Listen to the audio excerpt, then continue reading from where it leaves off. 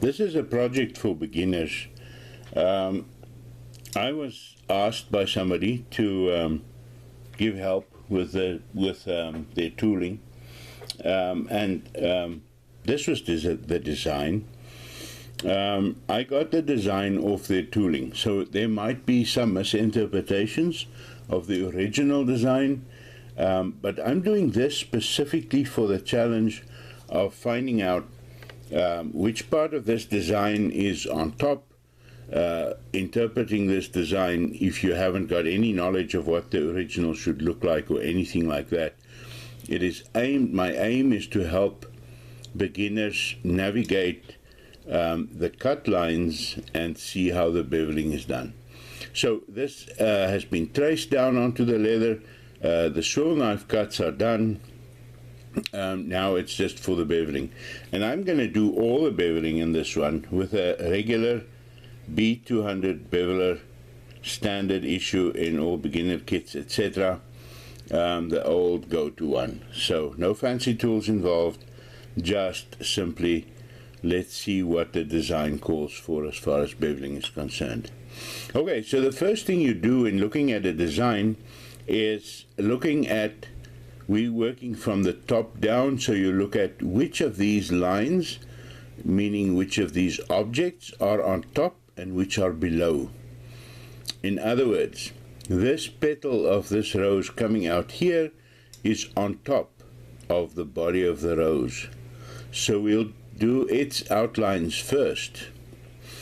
Then we can say, okay, the body of the rose there lies on top of that petal on the side, so we'd want to bevel it there.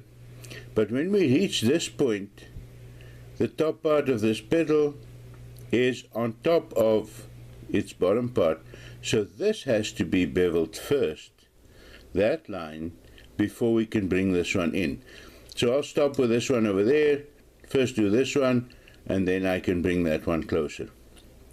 And in that way you build the design from the top down, and it makes it slightly more easy to see the design eventually do what it should. Okay, so just to illustrate here, I'm going to start with this piece and do this one. This is the petal, this one curling over, I assume. So that is not important. I just want to make a sensible sense out of the lines and teach you how to do that. There is obviously much better designs for roses than this, but that's not the object of the exercise. Okay, so if I see this as kind of on top of that and on top of that, I can start with it.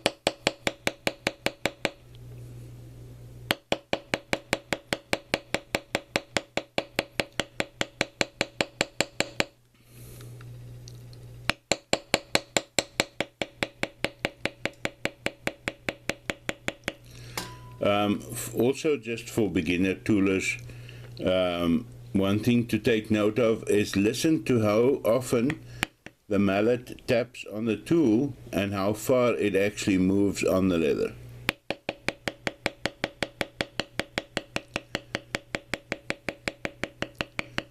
And that makes for a much smoother bevel in the end. Okay, so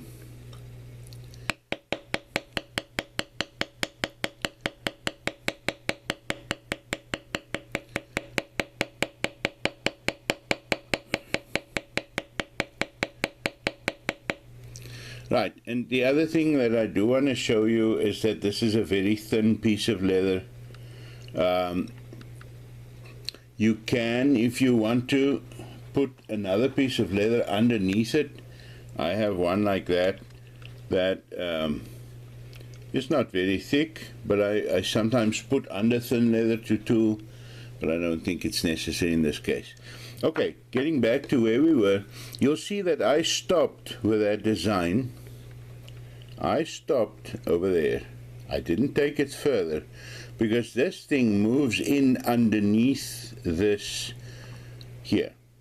So I want to do this line first before I take those further. Okay, so let's do that.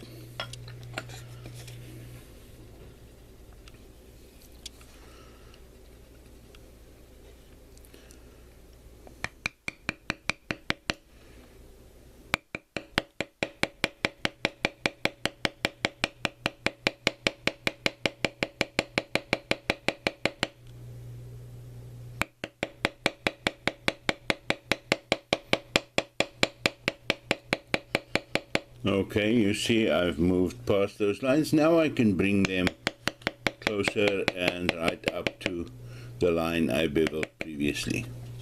And I'll do that on both sides. Okay, so there we go.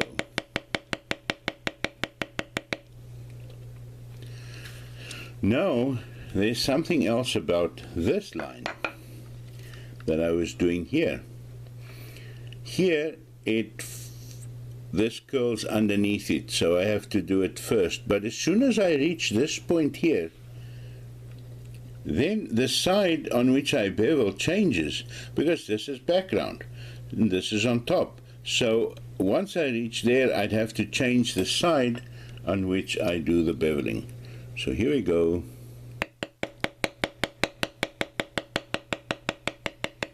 Up to that point, and I fade it out slightly.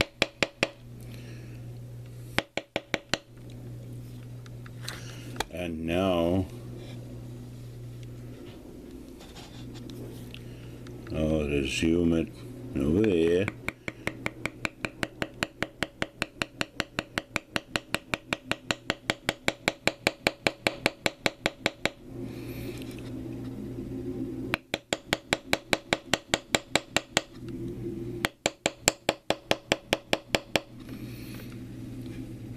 And what I'll do as well, it connects up with this. That line is also from the background, so I can bring that in there. Okay, and I can't take this line too far because it goes underneath that petal part there. So, but let me change this or finish this top part first. So this line is the only one that remains here.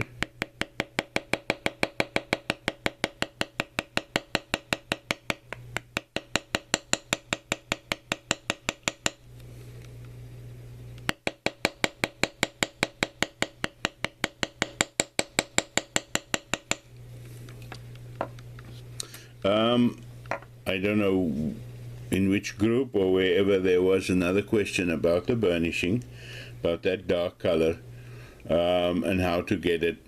It differs from leather to leather depending on how it was tanned, but it also has to do with your moisture content. So you'll see that this piece of leather was fairly wet and it has started to come back to its natural color. There's still damp spot here, and that's fine, but the burnishing seems to come from how deep the leather is damp, and the surface has to be just getting to a point of being dry, exactly as it is there. So okay, so now I can do this piece here because it is on top of everything else.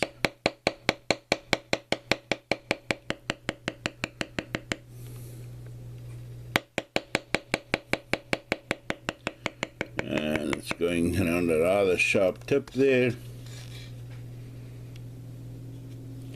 I can also bring this line in underneath it. Now, okay, and so something I do want to show you, maybe a bit from the side here. As I approach that corner, if I were to keep the tool upright like this, I am going to actually stamp onto this petal here, which is what I don't want. So approaching the corner, I can tip this slightly forward so that it makes a narrower footprint and I don't overstamp that petal there. Okay, so Now to take this guy further, it's a very sharp tip, so I'm not going to fool around too much there.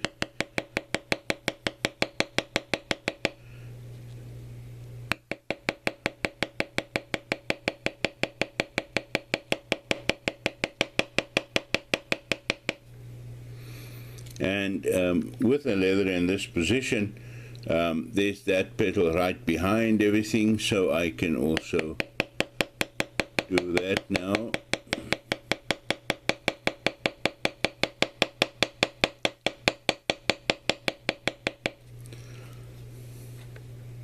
But you see that line comes behind this, so I have to do this one first, but this one goes behind this one, so I need to finish this guy first. Okay.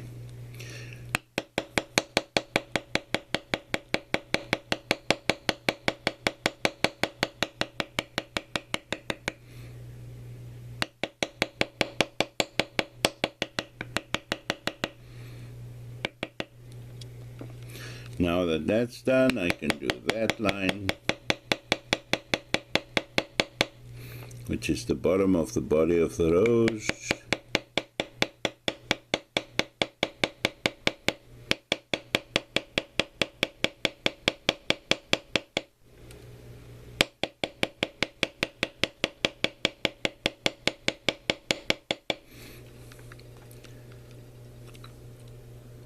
Right, so that's the basics of it. What I wanted to show you, I'm going to stop this video here and make a second one of how I take this further, just so that these videos don't get too long.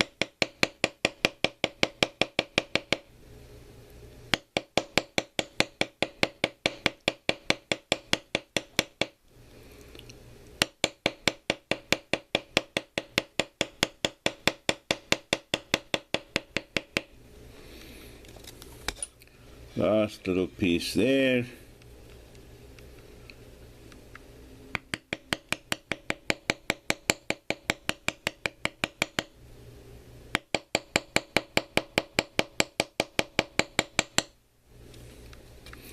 Okay, and there we've got it. The rose itself all beveled up. Still not looking very good, but at least the beveling is done. And now we can finish it off. So that will be in the next video. Okay, any questions, please ask wherever. I'll try and answer as many as I can possibly see. Thank you.